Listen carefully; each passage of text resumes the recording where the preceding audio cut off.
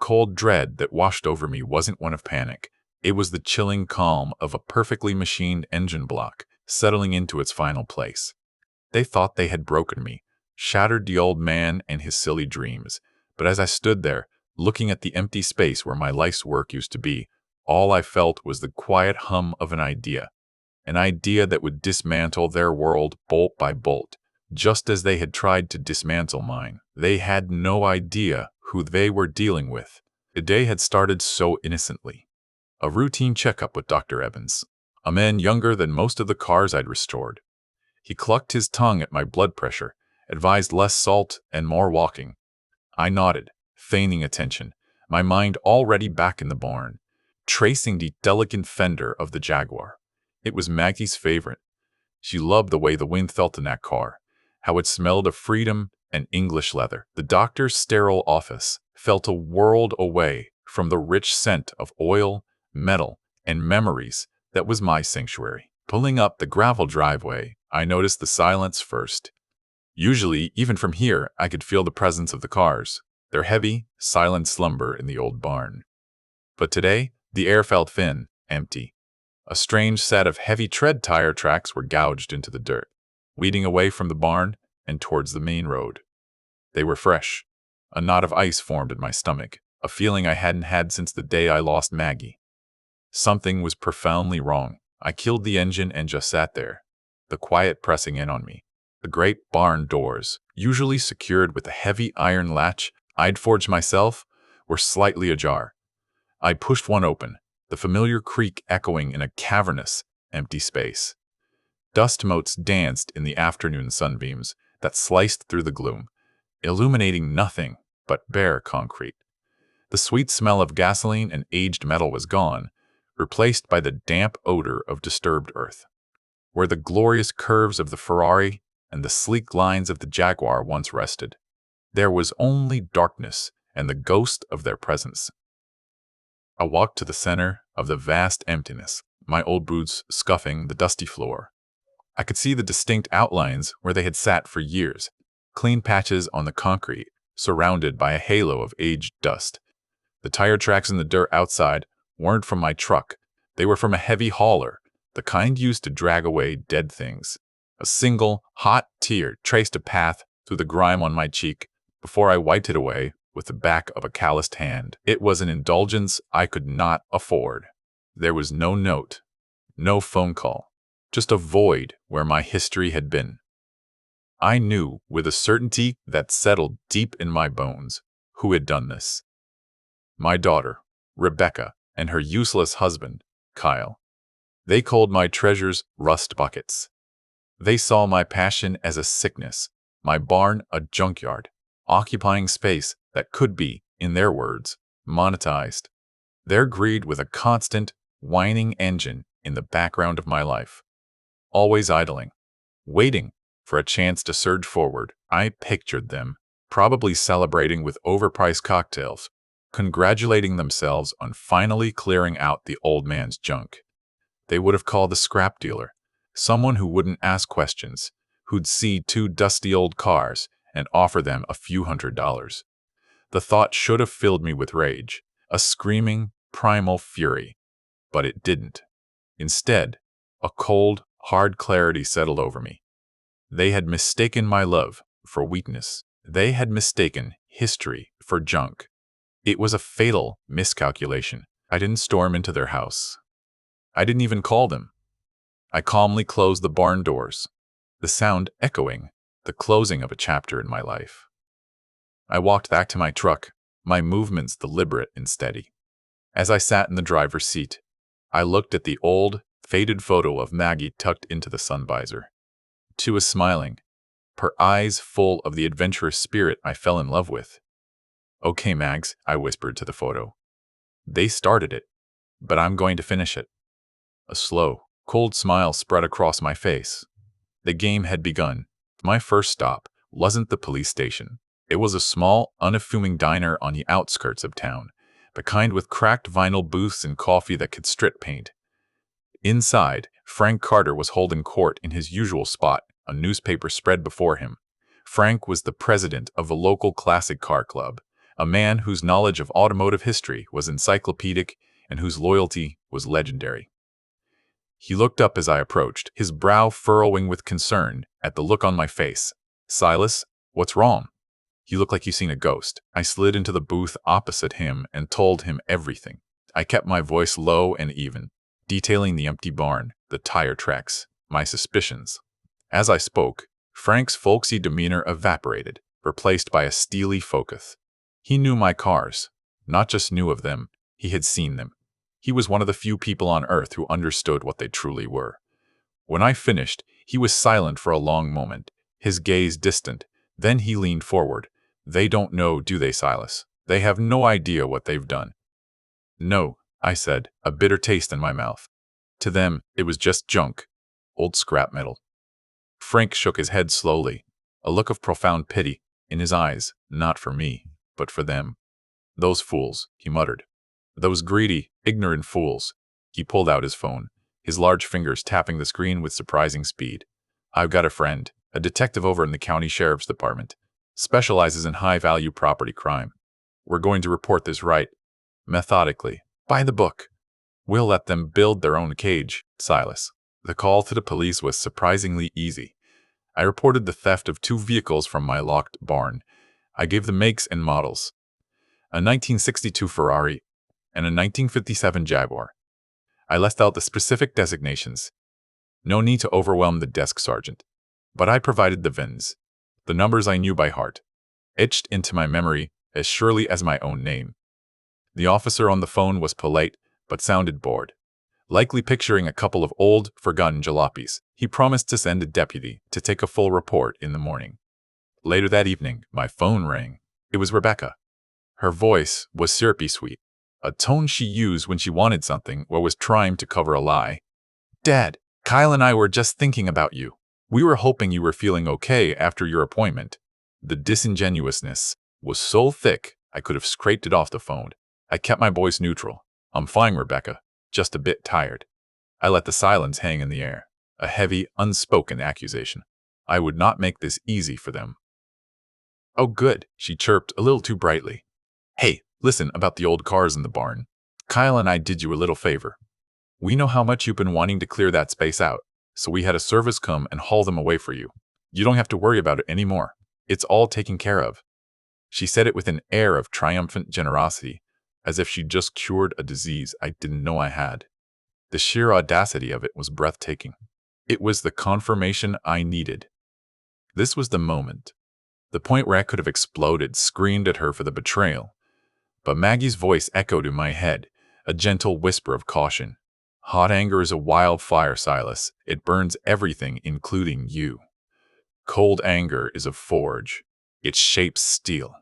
So I took a breath and played my part. "A service?" "Rebecca, what are you talking about? Those cars were not junk." I let a hint of confusion and hurt enter my voice. The hook was set. Now it was time to let them run with the line. Her voice immediately hardened, the fake sweetness dissolving into sharp impatience. "Oh, Dad, don't be so dramatic. You told us last month you wanted them gone. You said you were tired of the junk. Don't you remember?" The lie was brazen, a complete fabrication. They were building their narrative. This was premeditated. "I think you're confused, Dad. You know how your memory has been lately.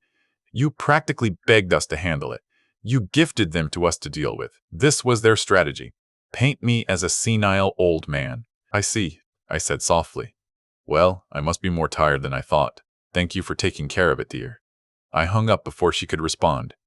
The condescension in her voice, a casual dismissal of my entire life's passion. It didn't hurt anymore. It was fuel. Every lie she told was another nail in the coffin they were building for themselves. They had no idea that I was recording the call. A suggestion from Frank's detective friend. Documentation, he had said, is the architecture of justice. The next morning, a young, earnest deputy named Miller came to the barn. He walked through the empty space, taking notes on a small pad. He was respectful, but I could see the skepticism in his eyes when I described the cars. "A 62 Ferrari and a 57 Jag? Huh? Must have been quite the collection, Mr. Sterling." I simply nodded, handing him a file Frank and I had prepared overnight. It contained photographs, original purchase receipts from decades ago, and notarized copies of the titles, all in my name. Deputy Miller's eyes widened slightly as he looked at the crisp, cleared titles. This was no longer just a case of some missing old cars. It was now documented grand theft auto. He became much more attentive.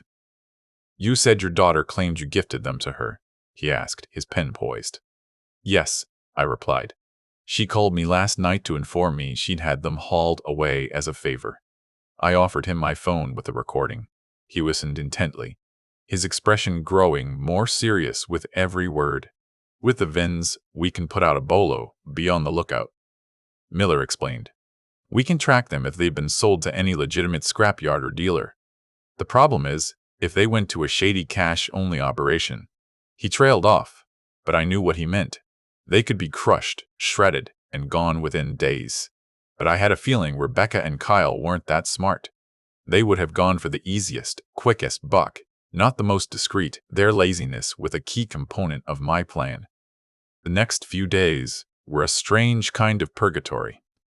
I went about my routine, tending my garden, fixing the neighbor's lawnmower. But beneath the surface, a complex machine was whirring to life. Frank was making quiet calls to his network, a vast web of collectors, restorers, and parts dealers across the country. A whisper campaign. Keep an eye out for a GTO and an XKSS, numbers matching, suddenly appearing on the quiet market. He was casting a net, making the cars too hot to handle. Meanwhile, the pressure from Rebecca and Kyle escalated. They left voicemails, first annoyed, then angry. "Dad, the police called us. What did you do? You need to call them back and tell them you were confused. You're making a huge mess." Kyle's voice was particularly venomous. "You're embarrassing us, old man. We were trying to help you. We have a document you signed, proving it was a gift." Another bluff, another lie that would be easily disproven. They were flailing, and it was beautiful to watch. The document they mentioned was a fiction, of course, but their claim gave Frank's detective friend, Detective Rodriguez, the probable cause he needed. He paid them a visit. I wasn't there, but Rodriguez called me after. He described their smug confidence as they invited him into their ostentatiously decorated, heavily mortgaged house. They presented him with a piece of paper, a crude forgery, with my signature clumsily scrawled at the bottom. It was dated from a day I was on a fishing trip with Frank, with pictures to prove it. Rodriguez told me Kyle did most of the talking, explaining that his father-in-law was losing his marbles and that they were simply managing his assets to protect him from himself. Rebecca nodded along, putting on a show of a concerned daughter burdened by a difficult parent. They were so wrapped up in their own narrative of my incompetence that they couldn't see the trap closing around them. They believed they were smarter than the slow-talking detective, and infinitely smarter than the grease-stained old man in the barn. The break came 3 days later. A call from Rodriguez. "We got a hit, Silas. A scrapyard 2 counties over, a grimy place called Crusher's Corral, had submitted paperwork for 2 vintage vehicles matching the VINs. The owner, a man named Al, had paid Kyle $2,000 in cash for them." $2,000. The price was so laughably small, it was almost poetic. They had sold a king's ransom for pocket change, confirming they had no idea of their true value. It was time. "We're moving in tomorrow morning," Rodriguez said, his voice crisp and professional. "The yard owner is cooperating fully now that he knows he's in possession of stolen property worth, well, we just listed it as high value. He's furious he was duped. He'll be there. I suggest you be there too, Silas. It's time for the curtain call." The calm I had maintained for days finally gave way to a tremor of anticipation. Maggie would have wanted them to learn a lesson, but she would have cautioned me against cruelty.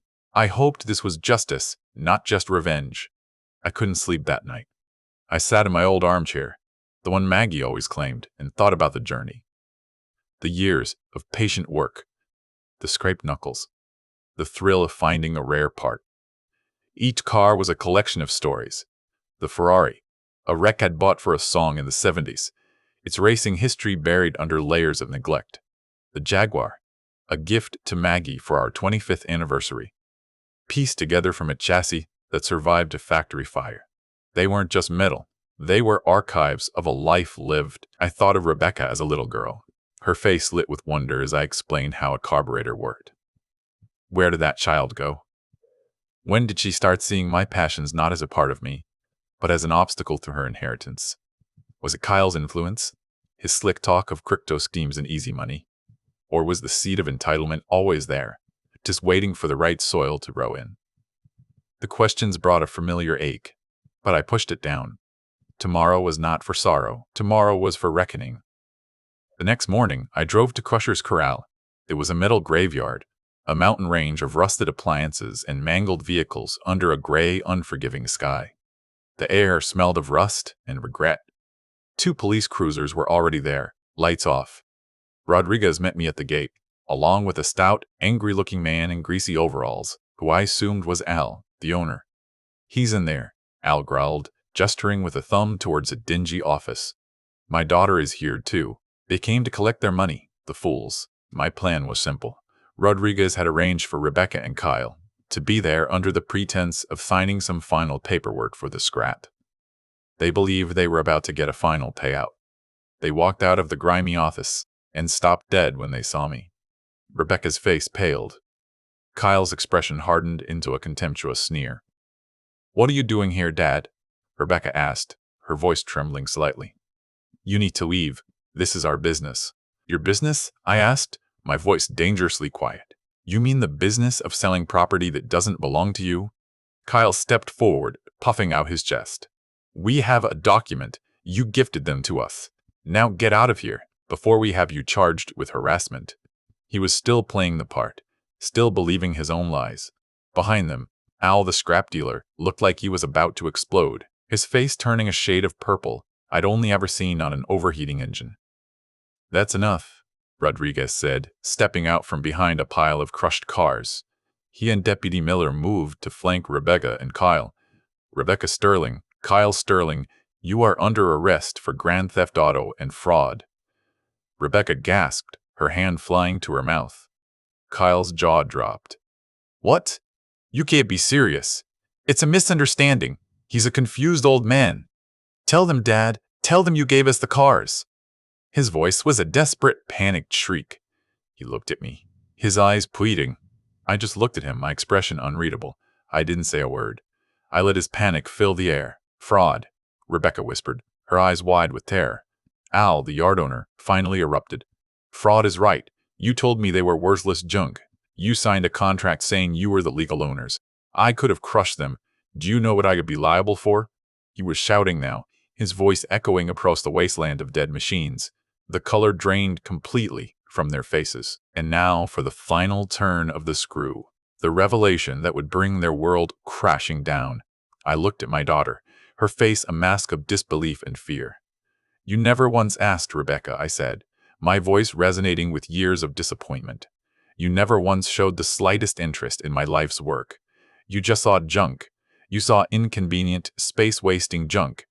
I paused, letting the weight of my words sink in. This was the moment of impact, the point of no return for them. "You sold the matching numbers 1962 Ferrari 250 GTO, one of only 36 ever made," I stated, my voice as cold and hard as a ball bearing. I then turned my gaze to the other car, half hidden under a tarp. "And that one, that's a 1957 Jaguar XKSS, one of only 16 ever built. You didn't get a few $100s for scrap, you fools. You committed grand theft auto on vehicles worth conservatively a combined $80 million. The silence that followed was absolute. The only sound was the wind whistling through a stack of crushed car doors. $80 million. The number just hung in the air, an impossible, ludicrous weight. Kyle's face was a comical mask of confusion, his brain refusing to process the words. Rebecca's expression was different. It was the dawning, sickening horror of someone who has just realized they've set fire to their own winning lottery ticket. The sound that escaped her lips was a thin, strangled gasp. "No," Kyle stammered, his voice cracking. "No, you're lying. He's a crazy, lying old man." He pointed a trembling finger at me. "They're rust buckets. We looked them up. Vintage cars. Maybe a few thousand if we were lucky. You're just saying this to get us in trouble." But the desperation in his eyes betrayed him. He was trying to convince himself as much as anyone else. Detective Rodriguez just watched him, his face impassive, letting him dig the hole deeper with every frantic word he uttered. Rebecca, however, wasn't looking at me. Her gaze was fixed on the tarped shape of the jaguar, her mind clearly racing back through every dismissive comment, every joke about the scrap heap. The blood drained from her face as comprehension hit her like a physical blow. Her knees buckled, and she would have collapsed if Deputy Miller hadn't caught her arm. Her breath came in short, sharp pants, the sound of a world imploding. She knew I wasn't lying.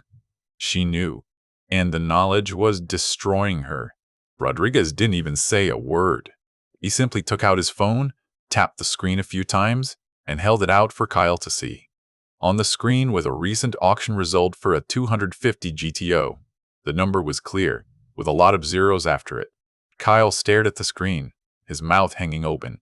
The last vestiges of his blustering arrogance evaporated, replaced by the vacant, glassy-eyed stare of a man who has just seen the ghost of his own future, and it was wearing prison orange. Al, the yard owner, who had been listening with growing horror, finally found his voice. 80 million, he choked out, his face a mottled red. He turned on Kyle, his eyes blazing with fury. You brought that kind of heat into my yard for $2,000? I could have crushed them. My entire business, my life, gone because you two are stupid, greedy children. He took a menacing step forward before Rodriguez put a hand on his chest, holding him back. Don't worry, Al. You'll get your chance to sue them into the next century. As Deputy Miller read them their rights and cuffed their hands behind their backs, the reality of their situation finally sank in. Rebecca was sobbing uncontrollably, a pathetic, broken sound that held no sorrow for me, only for herself. Kyle was babbling, a nonsensical stream of words about crypto investments and temporary market downturns, as if he could somehow talk his way out of the cold steel on his wrists. They were led away, two monuments to entitlement, their future as mangled as the wrecks surrounding them. After they were gone, a profound quiet settled over the yard. I walked over to the Jaguar and slowly, almost reverently, pulled back the rough tarp. The iconic fender, coated in a layer of grime, was still perfect. Its curve felt like an old friend's handshake under my palm. I ran my hand along its length, tracing a line in the dust. Maddie's car. Our car. It was safe. In the end, that was the only victory that truly mattered. I had protected our legacy from the barbarians at the gate. The next few weeks were a blur of legalities. The cars were carefully transported to a secure impound lot, treated more like crown jewels than evidence. Rebecca and Kyle were denied bail, deemed flight risks, given the immense value of the stolen property. Their faces were splashed across the local news, their story a cautionary tale of greed and stupidity.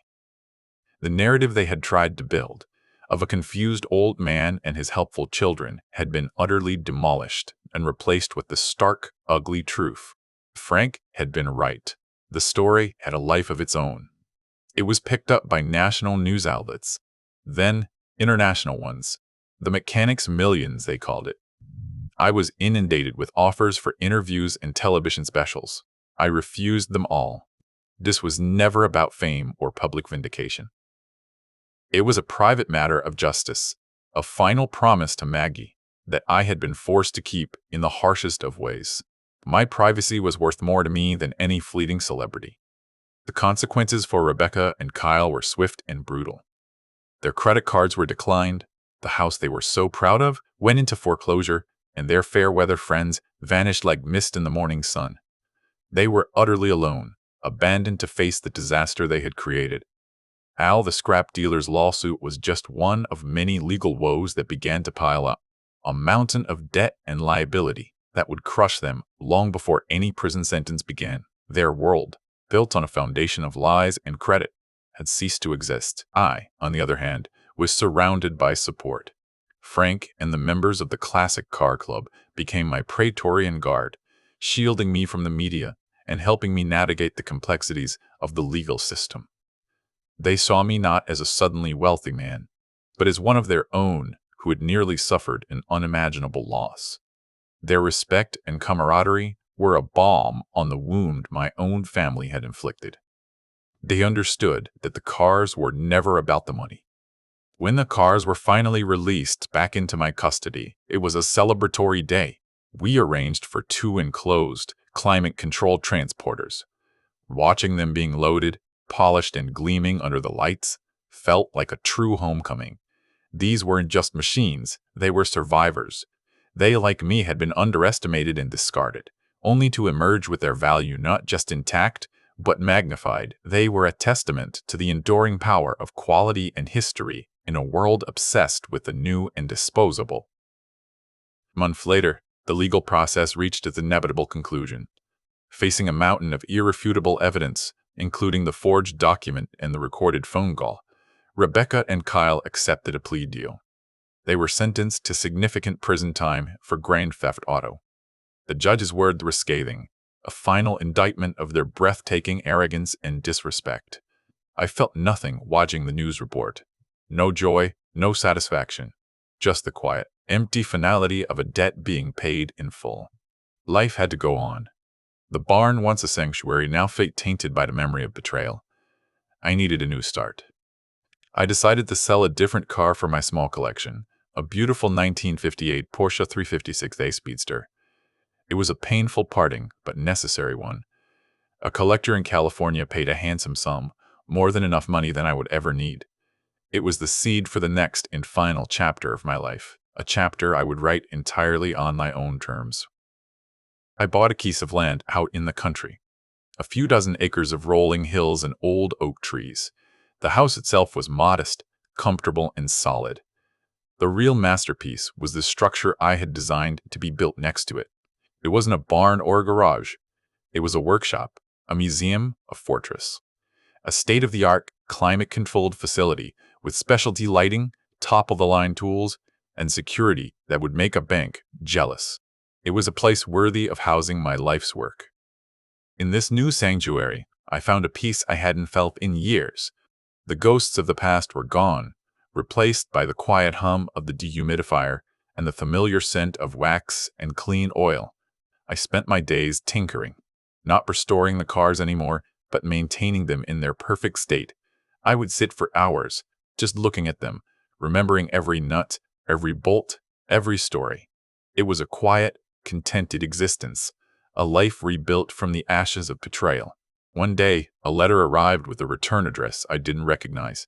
It was from my late sister's grandson, Daniel, a young man studying engineering at the State University. I hadn't seen him since he was a boy.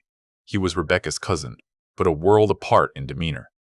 I opened the letter with a sense of trepidation, wondering what new demand or accusation from the family it might contain. But its contents surprised me.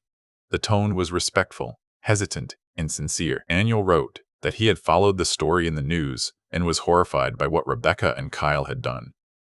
He apologized on behalf of the family, even though he had no reason to. He confessed that he had always been fascinated by my work. He remembered visiting the barn as a child and being in awe of the engines, but he had always been too shy and intimidated by Rebecca's dismissive attitude to ever ask me about them. His letter was a quiet plea for connection. He asked if he could possibly visit me sometime. Not to see the famous cars he specified, but to learn. He wanted to understand how a differential worked, to know the difference between a single and a dual overhead cam. He wasn't interested in their value. He was interested in their soul. My first instinct was to say no, to keep my new life insulated from any hint of family. But then I thought of Maggie. She never would have turned away someone with a genuine desire to learn. So I wrote back and told him he could come. I set the terms clearly. This was not a reconciliation with the family, and my estate was already planned. If he came, it was to learn and to work. His response was immediate and grateful. A week later, he pulled up in a beat-up old pickup truck, a nervous but earnest smile on his face. He had my sister's eyes, I realized. Kind and intelligent, he didn't even glance at the cars at first, instead admiring the lift I had installed. We started slow. I had him begin by cleaning and organizing tools, a simple test of his patience and attention to detail. He never complained. He asked smart questions, listened intently to my answers, and treated every piece of equipment with a respect that was almost reverent. He saw the beauty not just in the gleaming finished product, but in the process, in the greasy, difficult work it took to achieve perfection. He saw the things Rebecca never could. Soon our weekends fell into a comfortable rhythm. I would explain the complex firing order of the Jaguar's inline six, and he would absorb the information, sometimes sketching diagrams in a notebook to help him understand. I found a surprising joy in teaching him, in passing down the knowledge I had spent a lifetime accumulating. A legacy, I realized, isn't just about the things you leave behind. It's about the knowledge you impart on the next generation.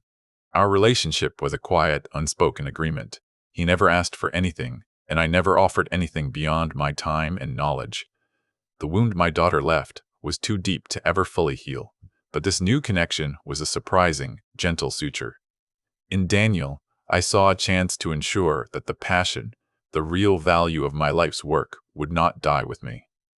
He was the future I didn't know I was looking for, a legacy of understanding, not of entitlement. One afternoon, while we were carefully tuning the Ferrari's 12 carburetors, he asked about Maggie.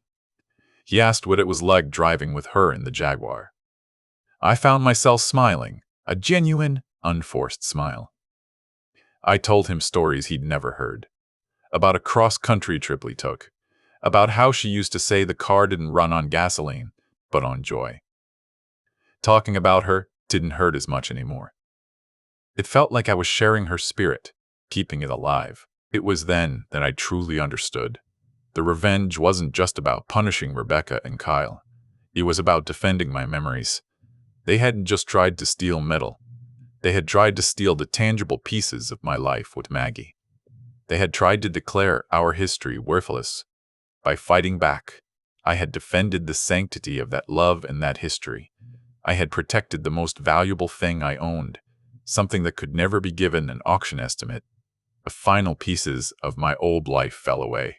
Rebecca sent a letter from prison, full of self-pity and blame. I read the first sentence and then threw it in the fire. My life with Daniel and my memories was far more real and compelling than any last desperate attempt at manipulation. Her chapter was closed. I owed her nothing, not even my anger. The new garage, my sanctuary, had no room for the ghosts of greed. It was a space for creation and remembrance. My new life was defined by a simple, quiet rhythm. Early mornings, the smell of coffee, the walk to the workshop, the satisfying click of a wrench tightening a bolt, the roar of an engine coming to life. Sometimes Daniel would be there, his youthful energy a welcome counterpoint to my quiet deliberation. Other times, I would be alone, but never lonely. The cars were my companions, their silent presence a constant reminder of a life well lived and a promise well kept. On what would have been my and Maggie's 55th wedding anniversary, I opened the bay doors and rolled the Jaguar XKSS out into the bright morning sun. The British racing green paint seemed to drink in the light. It had been used since I had driven it just for the sake of driving. It felt like the right day to break that long silence. I slid into the worn leather seat, the familiar smell of old leather and gasoline a welcome embrace. The engine fired up with a throaty, magnificent roar that echoed across the hills. I pulled out onto the winding country road, shifting through the gears with an ease that felt like breathing. The wind whipped through my hair, and for a moment I was a young man again. I glanced at the empty passenger seat, and I could almost feel her there, her hand on my knee, her laughter carried on the wind. The car wasn't empty. It was full of her memory. I thought about value. Rebecca and Kyle saw things only for their market price, their resale potential. And because they couldn't see the true worth in two old, dusty cars, they saw nothing at all. They were blind to the value of history, of passion, of love, of the decades of scraped knuckles and dedication that infused every inch of that metal. True wealth isn't about what you can sell something for. It's about what you would never sell for any price.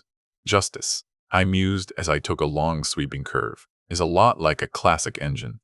It requires patience, precision, and the right components, working in perfect harmony.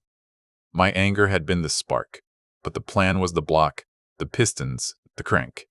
It was a machine I had to build myself to set things right. And now, it had run its course perfectly. My conscience was as clean and quiet as a well-tuned engine at idle. I had everything I needed: my sanctuary, my work, and a new apprentice to carry the torch of knowledge. I had my freedom and my memories, both now secure.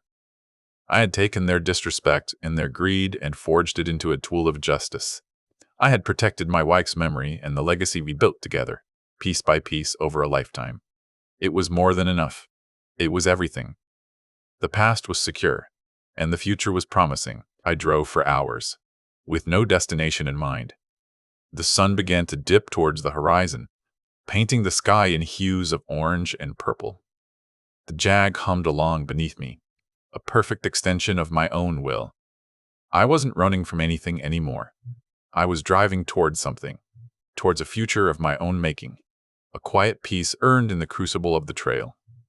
A genuine, contented smile touched my lips. Family, I realized, is not just about blood. It is about respect. It is about seeing the value in another person's soul, not just in their assets. My daughter had failed that test. But this young man, Daniel, with his quiet curiosity and his respect for the work, was building a new kind of family with me, one based on shared passion.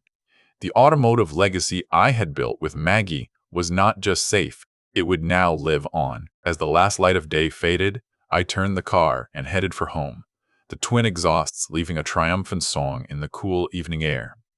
The lights of my new home and workshop glowed in the distance, a beacon of my own creation. I was Silas Sterling. I was a mechanic, and I was finally, completely at peace. My name was clean, my hands were skilled, and my memories were safe. I had won.